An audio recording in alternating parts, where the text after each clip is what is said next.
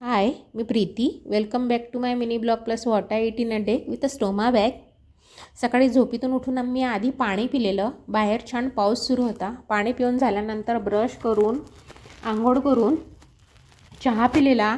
चहा पिऊन झाल्यानंतर लगेचच मी देवपूजा करायला घेतलेली, कारण की आज होता श्रावणी सोमवार आणि एकादशी. मला होता एकादशीचा उपवास. बॅगेत आलेलं आउटपुट फ्लश करून हँड सॅनिटायझेशन करून देवपूजा तर झालीच. त्यानंतर घरातली छोटी मोठी कामं केलेली आणि मी कुळीत चेक केलेले. त्याला मोड जशी पाहिजे तसे आले नव्हते सफिशियंट. परत त्याला हवाबंद डब्यात ठेवलेले आणि ब्रेकफास्ट बनवायला घेतलेला. आजचा माझा ब्रेकफास्टचा मेन्यू होता सिम्पल बट सोबत भाजलेले मखाने, ड्रायफ्रूट्स आणि खजूर. परत बॅगेतला आउटपुट फ्लश करून हँड सॅनिटायझेशन करून मी पाण्याबरोबर शतावरी चूर्ण पिलेलं आणि फ्रूट्समध्ये मी डाळिंब खाल्लेलं.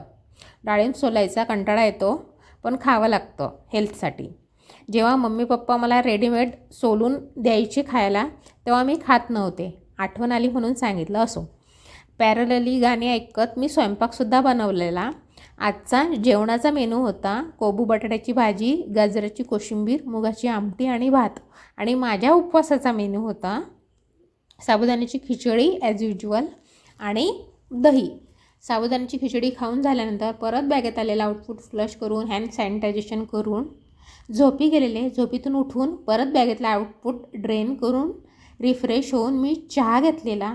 चहा घेऊन झाल्यानंतर मी भोपळा चिरलेला आणि वरईचा तांदूळ नीट केलेला संध्याकाळच्या उपम्यासाठी. त्यानंतर टेरेसवरती गेले, वॉकिंग केलेलं, कारण की पाऊस थांबलेला होता. वॉकिंग कंप्लीट करायची होती. संध्याकाळी दिवाबत्ती केली आणि माझ्यासाठी वरईचा उपमा बनवलेला. असा होता आजचा दिवस.